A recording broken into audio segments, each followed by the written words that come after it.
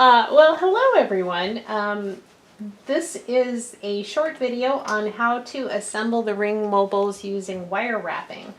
A couple of people have had questions about how I do it. I have rheumatoid arthritis, so sometimes my hands don't work very well, and the jump rings can be challenging sometimes. So especially if you have rings that are thicker, or if you're using swivels that are larger than the ones that we provide in the kits. Because the drop between the rings is important when you're assembling them, because you don't want the rings to hit each other. So these are 2 sample rings. I've got a whole box of different rings because I've done so much testing. But these I haven't used in the mobiles, and so I'm just going to use them for this example. For the wire that I use, there are a bunch of different gauges available, and I just get these from Amazon. They also can come in different colors, so if you wanted to use like copper wire or brass wire, those are available too. For the wire wrapping, usually I do a 20 or 18 gauge, but because my hands are cranky today, I'm going to use a 22 gauge. And let's see here if you guys can see. There's not that much of a difference between the gauges and the wires. So this is an 18, this is a 20, and this is a 22. So the higher the number, the skinnier the wire. And this stuff I find is usually fairly easy to straighten out just by running your fingers along it if it gets a little kinked. So for doing wire wrapping, I use a bunch of different pliers and so this is basically just a wire cutter for cutting it to length, and for nipping it off, you can cut it pretty flat on this side. These are needle nose pliers, but they don't have any texture.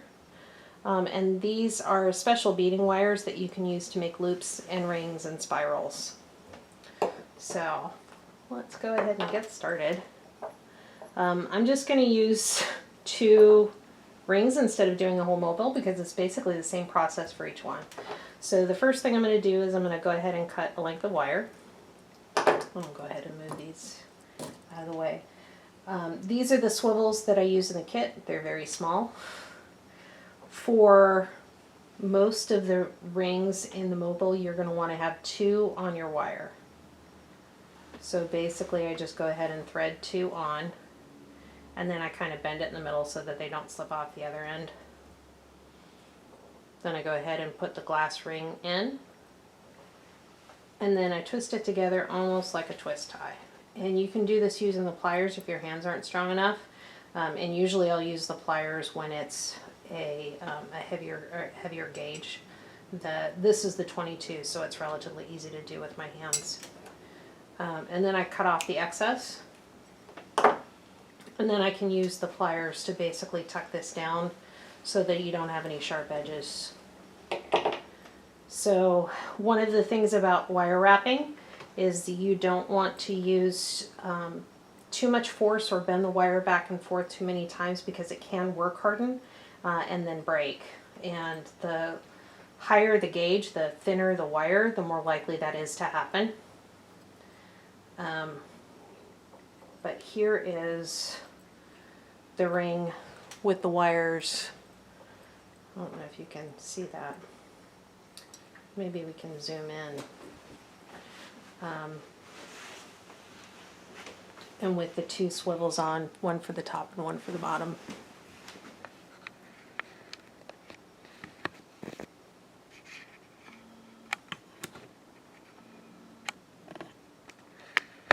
We're zoomed. Yep. Yay, okay. And then the other side, you can do all kinds of decorative things with wire wrapping.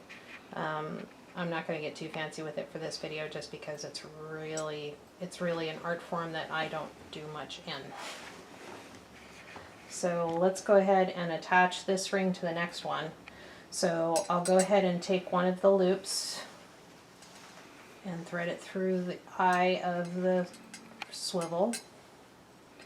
I'm also going to take a larger swivel and put it on there for connecting to whatever ribbon or chain or anything that you're going to hang it to. And then basically insert your wire ring, hold it together at the top, and then you can twist it together.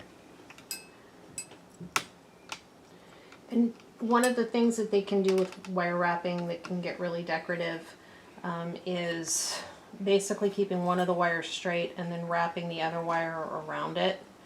And if you do that, it can really create some gorgeous decorative effect. But for today, I'm just going to do the simple twist tie method. So I'm going to go ahead and trim the edges because I really don't want anything that's going to stick out too much and scratch anybody. And then I'm going to go ahead and bring up the larger swivel. And there you have the assembly. So this is easier to do if your hands are not cooperating than the jump rings. I feel like the jump rings are not the jump rings, the split rings. If you use jump rings, you absolutely have to secure them with solder. If you don't, the swivels will slip out and you'll end up with glass on the floor. With the split rings, I think they're a little bit more secure because I use stainless steel double loop split rings. But I still check mine every couple of months to make sure that there isn't any rings that have started stretching or that have any damage to them from being outside. So I hope this helps. You can do all kinds of fun spirals and decorations, and sometimes even people will wrap the wire down the ring to finish it, which can look really cool. It can give it a really neat Art Deco type effect, or not Art Nouveau. So if you have any questions, you can PM me, and the next step will be the glow powder video. Thank you.